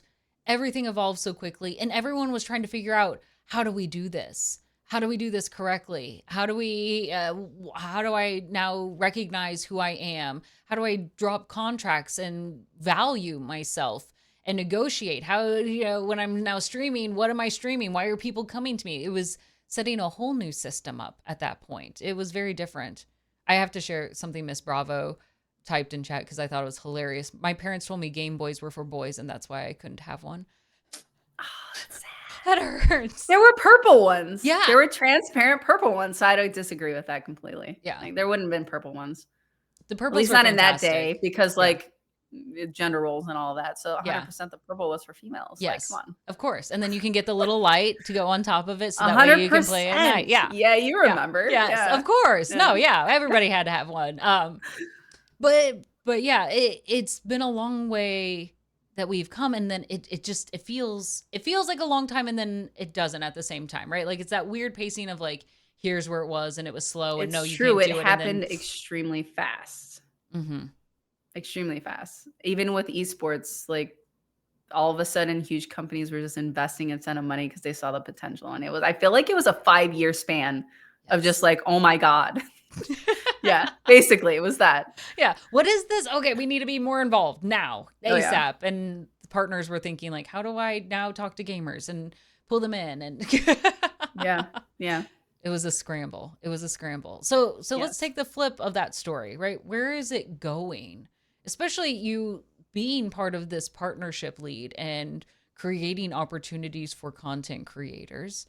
Where do you think like this is going to continue to develop? I know some people worry that the professional esports space is shrinking a little bit right now, and that's where it is at this point. But when we look at it 5-10 years down the road, where do you see, or where do you hope for the vision? We can kind of put it both ways of what we want to see. Sure. And I'm going to touch on esports a little bit because it did blow up and millions of people still watch it. And it did end up like, again, they were paying players way too much. And I knew this like early on. This is not sustainable. I worked at esports orgs. How you make your money back is only through partnerships. And then those partners most likely are not making their ROI back. It was going to happen. It is what it is. Yeah. But I had envisioned, and I still hope at some point, I just don't know how it's going to look, that esports would have been on television at this point. Yeah.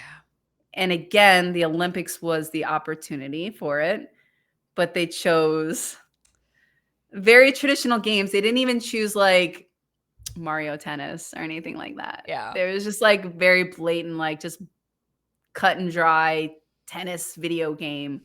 But I also do see the issue with like putting a shooter on TV. Right. And so like a lot of our competitive esports are FPS.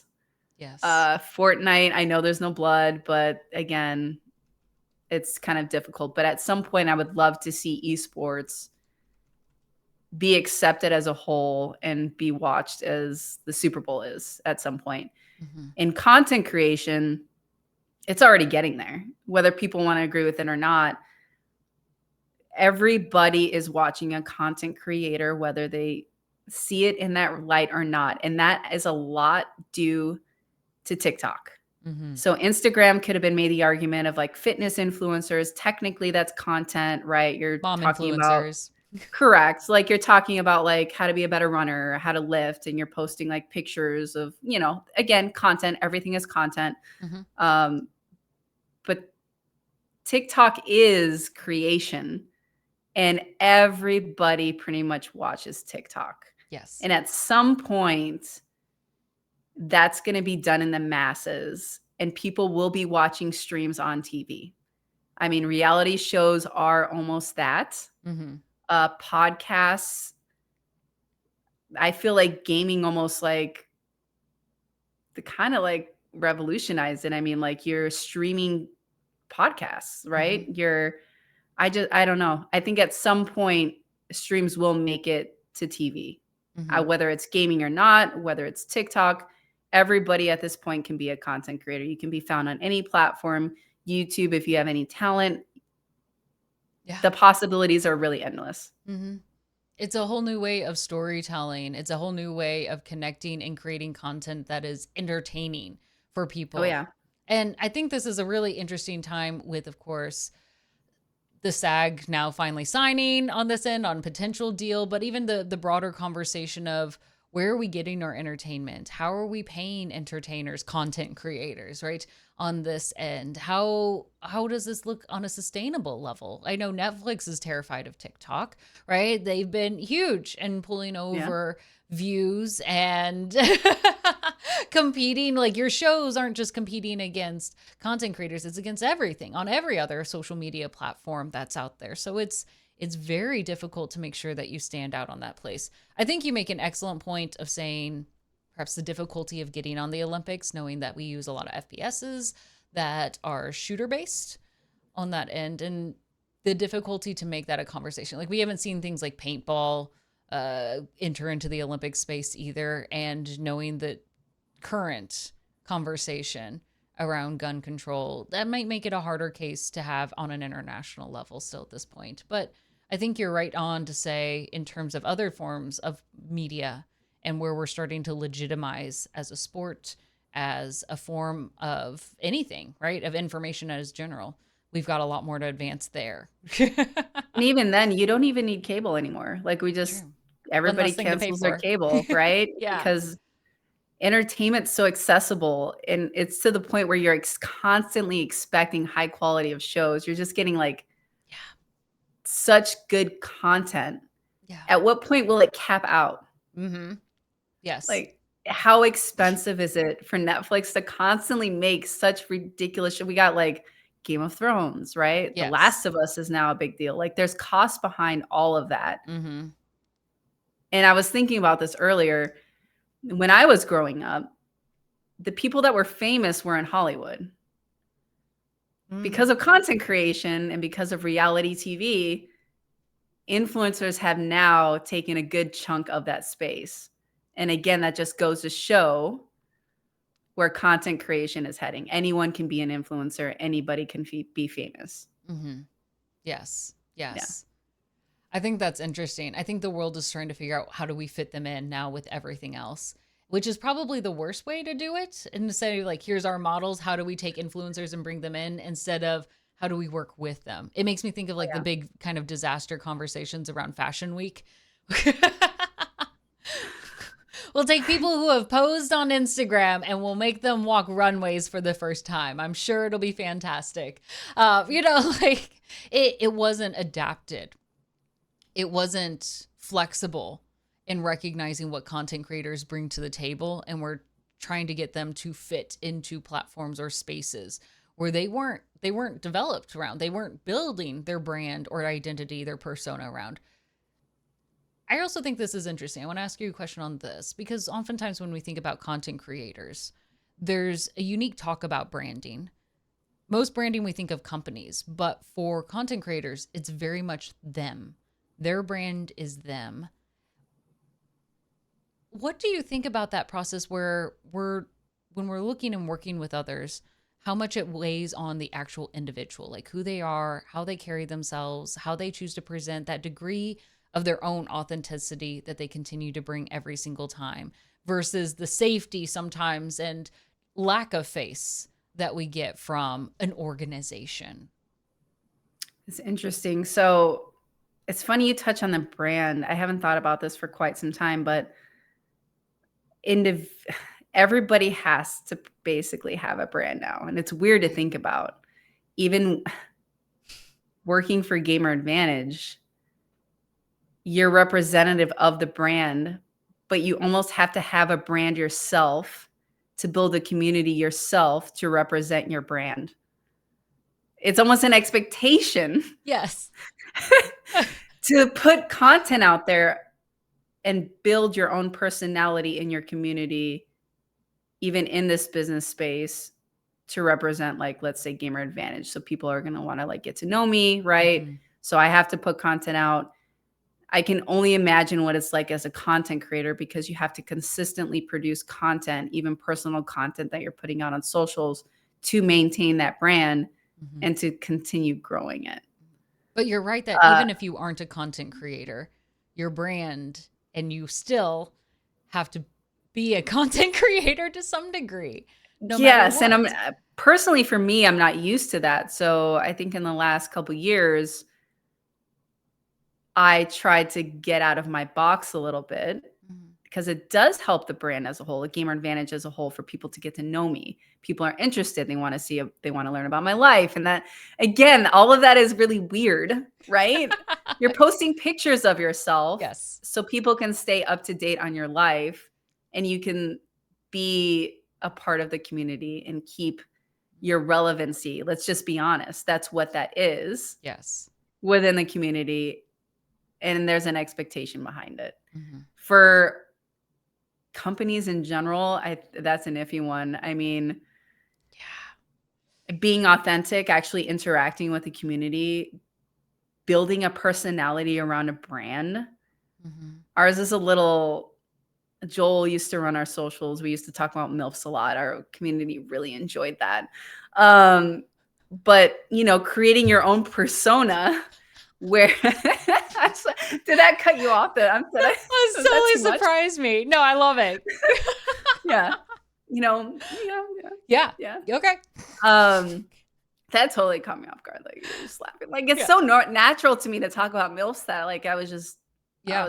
wrecking along. Yeah. You just throw it out there. Um, No, I love it. I love it. This is the inside but yeah, tip. brands have to build their own personality and persona as well Yeah. to maintain their own community and maintain a loyal customer base as well. So that's also Yes. interesting. And if a brand is smart, sorry, my cold is popping up. You're good. Um, a brand will build a team, and this is my opinion, a team that has their own personality that helps amplify the brand. But that's the only way I can answer the company part of it, because I mean, Yeah. that's a whole entity. It's like a giant thing. But I feel like the team under any company is what makes a company great. Mm-hmm. Yes, it's the people, because an organization doesn't make decisions. It's the people that make decisions. It's the people Yeah. that make relationships, and you Yes. follow those. Oh yeah. I mean, again, like, I'm not going to name names here, but Yeah. I'll touch on it. But like, if a company were to mass fire employees that are loved, Yeah.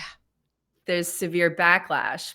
So at the same time, you're building, like, your team is building this awesome community, and they're falling in love with the brand through the Hmm. staff members. Hmm. But you got to also treat those staff members kindly, because they could just create backlash. So yeah, it's Yes. fun. Well, and again, it's Cancel, relational. cancel culture, We know. We know. Part of it is us deciding who we want to work with at the end of the Oh day. yeah. When you don't treat people with respect or care for their well-being, their ability to live and take care of themselves, right? That's something that is important, and something that when we work with companies or when we play their games, we're hoping more than just like, is the game good? But are you taking care of the people who are making these games that we love, or And that's taking the the same. products we do? It's a good point. That's the same for content creators. Hmm. Is a company treating a content creator right? Because Yes. sometimes that could backlash the company as well. Hmm. If a content creator provides negative, like, experiences or PR against the company, Hmm. yet again, I mean, it's just an important aspect of our Yes. community and something we really have to be careful about. Hmm. stories are important, right? And making sure, and that's where I also kind of going back to our conversation in the first half of that idea of like, I want to make sure, like, why were they upset? Yeah. Because it's not so much of, us wanting to control the story, but we want to make sure, like, if there's something that was wrong, how do I remedy for you? Because I don't want you to have a bad relationship because we care about you. Yeah. That's the end of the day of like, I want to be able to apologize if I've hurt you in any way. And I want to make sure if I have the opportunity to help you or make it right, I want to do that because I care. Absolutely. Yeah. I'm literally that person that loses sleep. I stay up at night. I'm like, no, I can't. Like, so if anything's wrong, I'm like, I gotta know. I Yeah. gotta know now, Yeah. or I can't function. And Mhm. that's not, yeah. Yeah. Yeah. Cosmic is right. Some brands assume creators don't talk to each other about their experiences. And I think the hard part is some don't. Some content creators don't talk about it. They don't know who to talk to, or there's not like a collection or sometimes set community, but it builds then. Eventually that dam is going to break, right? Like, and we've And seen that even happen then, as well. yeah, even then, NDAs prevent that. But let's be honest, like what happens behind the scenes can't be proven anyway. Everybody talks. Yes. Everybody talks. Mm-hmm. And that's probably how it should be. I mean, if something's negative is happening behind the scenes, I truly believe it, like, it should be exposed. Again, there's 3 sides to every story, so not Right. everything is accurate, Right. but the whole community talks. Yes. Yes. And that's important. Like that way people have more information before they get into a situation. Do I want to work with this company? Do I want to work with this content creator? Right? Having these conversations is important. When we shut those down, right? That's where we hurt our ability to learn or improve or be able to know what the right choice for us is. Yeah. That's hard. That's not an easy thing to come through and deal with. I'm trying to think. There was a question I was going to ask about, with content creators and you losing sleep over them. Why? Let me just be a little blunt on that. Like, why do you care about them? Especially knowing you have so many partners. Many of them, they're amazing people. They drop by, like you want to get to know them. But we could easily make the argument at your level, we could excuse, like, yeah, you can't know everyone. Like, that's just not doable. But you still try. It bothers you not to. I can tell. Well, again, the program feels like my baby. Mm, So I would say a good half or probably more than half are the partners I brought on or had some participation in bringing on. hmm. So for me, it's a reflection of me and the brand Yeah. and the relationship I had with the partner. So it's really difficult for me to not take it personally. Or let's say I had a partnership manager bring somebody on. Mm-hmm.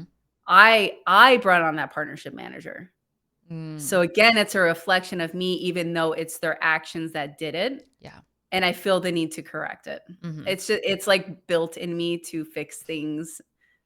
And I don't like that part of me because there are some things just honestly you can't fix. Yes. But I have a difficult time getting over things that yeah, It, that it I can do. it is, there's that balance, right? Because when I hear that, I also hear a really great thing. Like when I hear that, I think you take ownership. You take responsibility. Like you've put great care in who you bring onto your team. You take great care of who you make partners with and maintaining those relationships. Sure, maybe you lose sleep over it and you shouldn't at the end of the day. Yeah. Give yourself a little bit of a breather, but it almost that kind of take of it's a lot of a good thing. Maybe not too much yet, but it's a lot of it. Yeah. Which is good. I want to pull in a question that I see from chat, and I think this is a hard one. And it's about unions. And Gosh. yeah. That's an interesting one. Right. And this has been toyed around, especially, of course, with the conversations of unions right now that we see it in the entertainment space. Do you think that there's a potential for more conversations of unionization to happen? Let's just start with specifically perhaps in the game space with like game devs or perhaps with esports competitors or casters on that end to start opening the tables of negotiations and setting up standards. I think it's a necessity in this space, mainly because again, I came from the esports background. There's still to this day people not being paid. Let's even graphic designers, right? Putting out their work, not being paid. Game devs working countless hours, and it's allowed. It is rampant in our industry because we could take advantage of it. Because again, like I mentioned earlier in the conversation, you have to start somewhere, and everybody is eager to make their mark in the space. There has to be some accountability for what's happening in the space, especially with wages even. Yeah. People are not getting paid what they should be paid, barely livable wages, and there's no unions or anything to counter anybody being taken advantage in this space. So I think it's a necessity. I do. That's a hard conversation to have because who's going to lead that, right? Like, where do we first start? Who's going to be the first one to break the ice into this process? Easy to say, right, that we recognize to have those conversations. But I think you're spot on to say we're pushing ourselves. There's too many people being taken advantage of in this space where they're not getting paid. They're working an insane amount of hours that is not reasonable, and they have no place individually or even as a team to be able to push back. And so having a larger organization to be able to come to bat for them seems to be the only spot where we have left at the end of the day. And this is the one space I feel like, and I'm obviously I could be wrong because we're in this space currently, where you are expected, and whether it's you're a content creator or a game dev or anyone, to work all the time, be available all the time. And at other workplaces, yes, you do get messages, but there's an understanding that when you're away from the office or the 9 to 5, you don't have to get to it. But in our space, I mean, you're creating content all the time. You're streaming at all hours. For me, it's an expectation to be available all the time, especially again, working with international partners. It's just it's nonstop. Our industry is constantly going. I mean, we're doing a podcast right now. Yeah. Right? Here we are. We don't hours.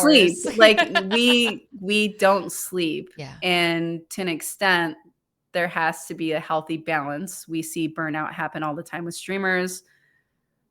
Anybody that works in this industry, I could go on and on. So unions, it's a necessity. Yes. That's a good question. Right. And it's not just for the content creators. And I'm glad you mentioned that, because sometimes when we think about this space, we think like just the content creators or just like the two easy ones, right? Content creators, esports athletes, like that feels like the easy ones to pick out. But there's a lot of individuals being pushed, right? Here we are after hours doing recordings now. We know devs, especially before deadlines, get pushed to ridiculous hours. And it's not to say other industries don't have timelines, but oftentimes then the salary matches the amount of hours. Like I used to work for an accounting firm, right? And so like, tax season was terrible, but let me tell you, those partners were doing well and thinking about when they buy their third house, right? Like that's a very different story at the end of the day. Whereas the devs are in San Francisco or San Diego or in Portland and trying to figure out like, how do I pay my rent with my 2 other roommates, right? That's not the same narrative. Yeah, you're 100% right. We're coming up on the very end of this, and I just wish I could keep picking your brain because you're absolutely brilliant. I love the thoughtfulness that you're bringing to this space and the clear care and love that you have for the gaming industry. So I want to note on a positive take on this. I want to know what you love most about being in this space and the role that you have here, because I love that someone like you, who is brilliant, who is kind, who can probably shit talk like no one else from what I've been able to pick up so far. I know I'm going to be impressed. All right. That you are in the spot that you are, being able to influence and set standards. What is it that you love though about being in this space and where you are? I feel like it's corny to say the community, but it really is. I mean, the friends that you make, like Cosmic Kate is in here. I think that was who it was. Oh yeah.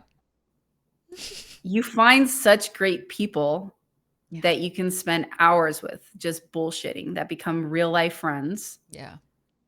And you have those just those great experiences. You could play the same game. It's an escape from everything. Mhm. And it's awesome because this is an avenue that I had all of my life Yeah. that has now become my job that I used as a kid just as an escape, right? Yeah. And now I've built all of these great relationships through it. It has to be that. It has to be the friendships that you make along the way. Yeah. It makes it worth it. It makes it worth it to log in every single time and be like, here I am.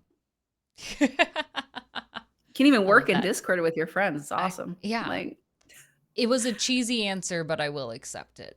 okay. Good. Good. I'll let you get away with this one. But I will say, I don't think we've gotten nearly enough Natasha in our lives. Could you, as a final wrap up, tell us where we can find you? Anything you want to share? Any social handles or LinkedIn, or should we be following you on TikTok? Let us know. Oh, gosh. Hopefully at some point I will eventually start streaming. I say that a lot, but actually doing this, I feel like has made me a little bit more comfortable. I actually have a decent setup going on right now. But mainly on my Twitter at Toxic Tasha. I am on LinkedIn under Natasha, I believe C. Hancock. Those are probably the main places that you can find me on. Perfect. Perfect. We're all going to be there ready for Tons your of first content stream. on my Twitter, you know? You got to let us know. Yeah. Yeah. Yeah. We'll find you on your Twitter and we can find everything Okay. else from there, right? Like it kind of then branches out. Yeah. Nothing too down bad or anything like that. Perfect. Perfect. This will be easy. No, you're Yeah. fantastic. I can't wait for your first stream. We will all be there supporting. Awesome. Throwing up every single emote that we could possibly think no of. pressure. Yeah. No pressure. Yeah. I'm sure it'll be perfect and not a single tech issue, and you'll win every single game that you play. I usually do. There you go. Just kidding. Own it. No, don't back down from that. Oh, Don't God. you dare. Uh, That's the energy, okay? You're going to win every Yeah. single game. I got to thank you. You're fantastic.